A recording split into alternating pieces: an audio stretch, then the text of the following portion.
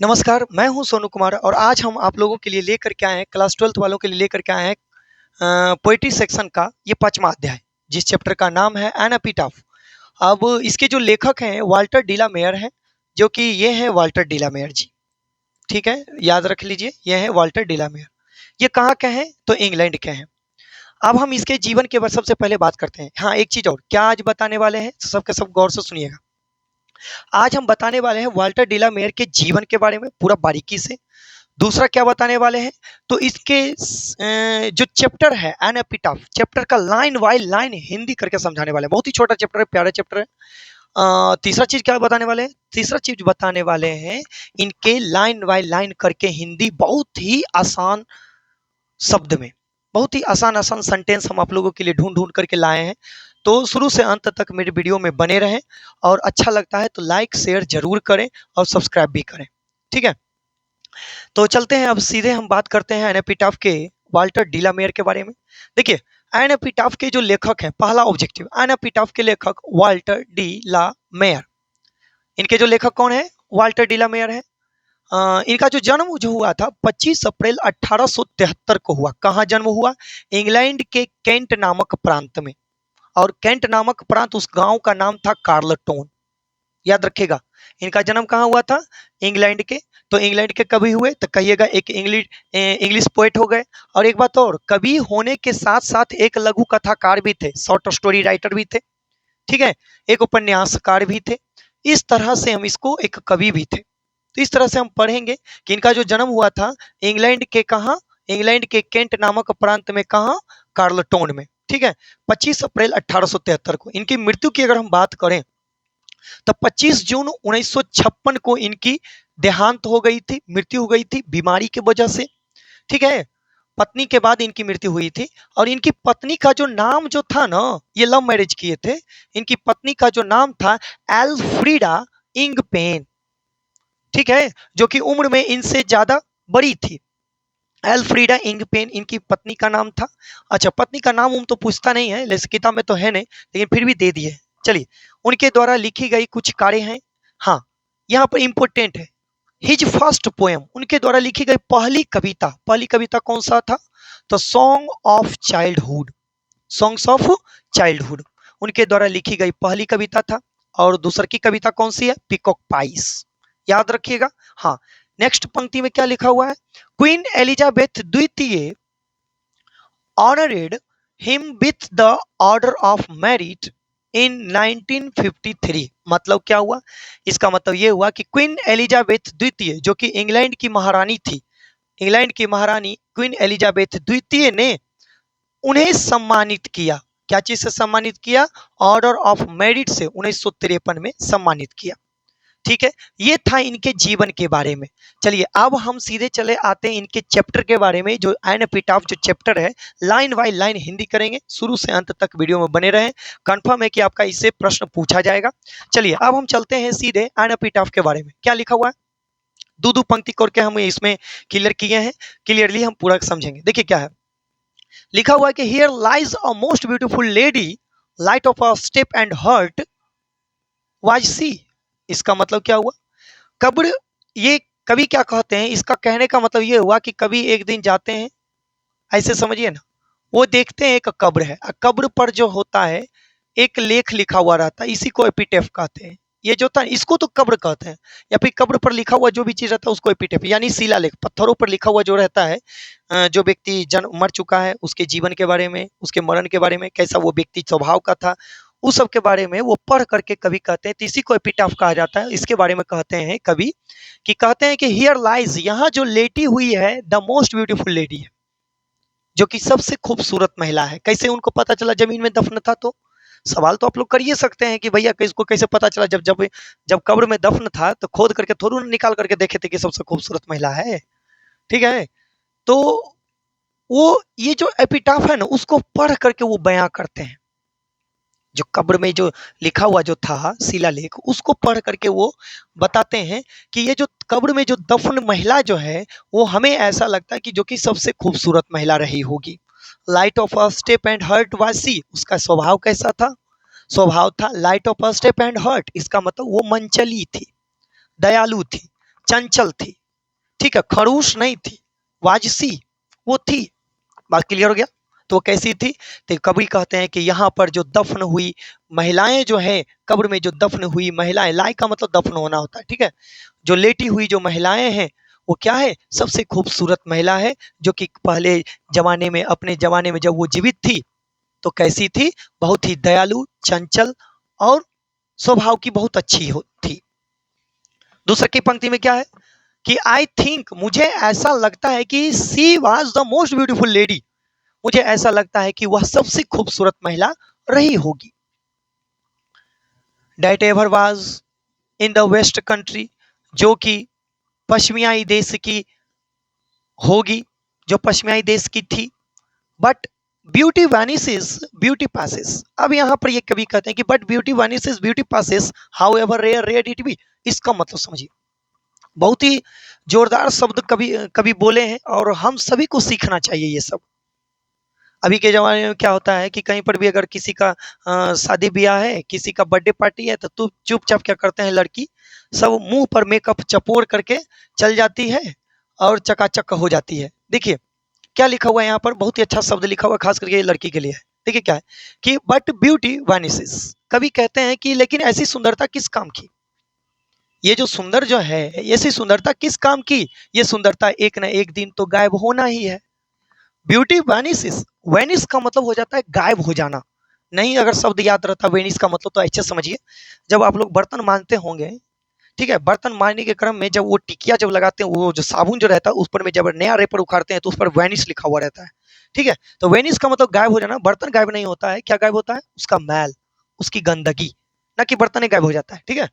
तो but beauty vanishes beauty पैसेस, ये जो है सुंदरता जो होती है एक न एक दिन गायब होने वाली चीज होती है, नष्ट हो जाने वाली चीज होती है, वो पास गुजर जाने वाली चीज होती है। आज मेरा शरीर, आज मेरे हाथ का जो त्वचा जो है इतना साफ चकाचक एकदम तना हुआ है, लेकिन उम्र ढलते के साथ जैसे ही 40 50 60 70 जैसी होगा, इस त्वचे में जो है झुर्रियां आने लगेगी, चेहरे पर जो है मुहासे आने लगेंगे, चेहरे पर जो है वो कैसे, जैसे कहते हैं कि दूध रहता है, दूध का छाली जिस तरह से चमकता है उसी तरह से चमकने लगेंगे। सुंदर नहीं होगा, वो ब्यूटी जो है धीरे धीरे वेनिस होने लगेगा, पास होने लगेगा। समझ गए? इसीलिए मन को सुंदर बनाइए। मन अगर सुंदर रहेगा तो आपके मर जाने के बाद भी मनुष्य जो है, लोग जो हैं, जो जीवित लोग होंगे आपको याद करेंगे, ठीक है। However rare rare it be, भले ही वो महिलाएं रेयर क्यों ना हो, रेयर का मतलब दुर्लभ, पूरे संसार में मात्र एक ही महिला है, वही सिर्फ महिला जो भी मर चुकी है, भले वो क्यों सुंदर क्यों ना हो, लेकिन फिर भी वो उसकी सुंदरता एक न एक दिन नष्ट हो ही जाती है, रेयर इट बी, ठीक है। लास्ट पंक्ति क्या कहते हैं? एंड व्हेन आई क्रुम्बल, अब कभी क्या कह देते हैं, अब कभी कहते हैं कि अगर मैं भी अगर क्रुम्बल हो जाऊं, नाश हो जाऊं, मर जाऊं, तो हु विल रिमेंबर, तो इसे कौन याद करेगा? अर्थात कवि का कहने का मतलब ये हुआ कि आज मैं जीवित हूं तो इसे हम याद कर रहे हैं, मेरे अलावा इसे कोई नहीं याद करता। जब ये जीवित थी, जब ये जीवित थी तो इसका दीदार करने के लिए, इससे मिलने के लिए, इसका एक झलक देखने के लिए हर कोई व्यक्ति चाहता था, लंबी कतार लगाता था। लेकिन आज जब ये मर चुकी है तो मरने के क्रम में इसे इसे देखने के लिए भी कोई नहीं आता सिवाय मेरे। अगर मैं भी मर जाऊं तो हु विल रिमेंबर, तो इसे कौन याद करेगा? कभी ये कहना चाहते हैं this lady of the western country, अच्छा वेस्ट कंट्री, जो कि पश्चिमी देश की जो सबसे खूबसूरत महिला है, उस महिला को अगर मैं मर भी जाऊं, अगर मैं मर जाऊं तो इसे कौन याद करेगा सिवाय मेरे। मतलब इसका मतलब ये हुआ कि कौन याद करते हैं इस महिला को? कभी, सिर्फ कभी याद करते हैं, इसके अलावा कोई नहीं, ठीक है। तो वही चीज कहते हैं कि अगर मैं भी मर जाऊं तो मुझे भी तो ऐसा हो सकता है, इसीलिए अपने मन को स्वच्छ बनाइए, सुंदर बनाइए, बेस्ट रहेगा। चलिए नेक्स्ट हम इस समरी की बात करते हैं। समरी का हम बहुत ही आसान आसान शब्दों में लाए हैं, बहुत ही छोटा चैप्टर है, देख रहे थे ना, और उसके बाद इसका समरी भी बहुत छोटा है। देखिए क्या कहिएगा समरी में, देखते हैं कि an epitaph has been composed by Walter de la Mare, मतलब हैज बीन कंपोज्ड, वर्ब को पकड़िए, पीछे पकड़िए, एक नंबर इधर, एन एपिटाफ वाल्टर डिलामेर के द्वारा कंपोज किया गया है, मुद्रित किया गया है, लिखा गया है, ठीक है। He was born in England, उनका जो जन्म हुआ था इंग्लैंड में, कब? 1873 को, एंड डेड इन 1956, उनकी जो मृत्यु हुई थी 1956 में। क्लियर है? अगला, he is very popular among children, वह बच्चों के बीच हमेशा प्रसिद्ध, बहुत प्रसिद्ध रहे हैं। ही इज कॉल्ड, उन्हें पुकारा जाता है, एज चिल्ड्रेन पोएट, कैसी कवि के रूप में? एक बच्चों के कवि के रूप में इन्हें पुकारा जाता है। तो आपसे सवाल पूछा जाएगा कि बच्चों के कवि कौन है, तो कहिएगा एन एपिटाफ के लेखक वाल्टर डिलामे, ठीक है।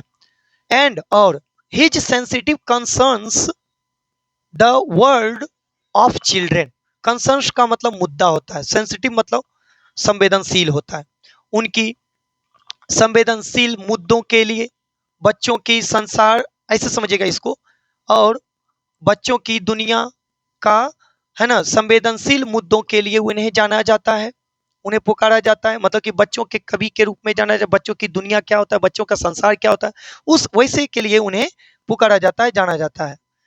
दिस पोएम, उनकी कविता, is the depiction of the most beautiful lady of the west country, मतलब उनकी जो कविता है, पीछे चलते हैं, ऑफ लीगल है, पश्चिमी देश की सबसे खूबसूरत महिला के चित्रण के बारे में, है ना, चरित्र के बारे में, चित्रण के, चरित्र चित्रण के बारे में ये कविता लिखा गया है।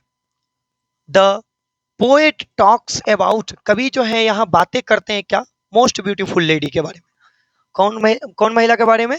जो सबसे खूबसूरत महिला है, जो कि पश्चिमी देश की महिला है, यानी कवि जो है पश्चिमी देश की सबसे खूबसूरत महिला के बारे में इस कविता में बातें करते हैं। द पोएट सेज डैट, कवि कहते हैं, क्या कहते हैं? कि nothing is permanent in the world, कि संसार में कुछ भी परमानेंट नहीं है। एवरीथिंग इज टेम्पोररी, हर चीज क्या है? अस्थाई है, कुछ भी परमानेंट नहीं है संसार में, हर चीज अस्थाई है ना। जो जन्म लिया है वो मरेगा ही, जो भी चीज है, चाहे ये पेन हो, चाहे ये बोर्ड हो, चाहे हम हो या आप हो, हर चीज ये नष्ट होगा। क्या कह रहा है? कि one who is born is to die, इसका मतलब जो व्यक्ति जन्म लिया है उसे मरना तय है। डेथ स्पेयर्स नन, मृत्यु किसी को नहीं छोड़ा है। कंसिक्वेंटली द ब्यूटीफुल लेडी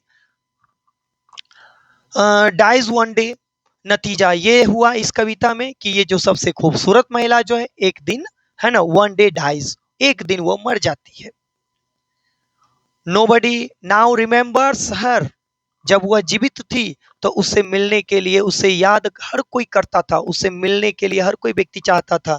लेकिन अब क्या हुआ है कि नोबडी नाउ, अब जो है कोई भी नहीं, रिमेंबर्स हर, उसे याद करता है, मतलब अब उसे कोई भी याद नहीं करता है। ओनली द पोएट रिमेंबर्स हर, सिर्फ और सिर्फ याद करते हैं कौन? तो कवि याद करते हैं। इसका एक स्क्रीनशॉट ले लीजिए, और एक इसका भी स्क्रीनशॉट ले लीजिए, और यहाँ पर एक जीवनी था, इसका भी ले लीजिए। तो इस तरह से आपका जो है पूरा का पूरा आज हम क्लियर करवाए हैं वाल्टर डिलामेयर के जीवन के बारे में, और चैप्टर का लाइन बाय लाइन हिंदी करवाए हैं, और दूसरा एक समरी करवाए हैं।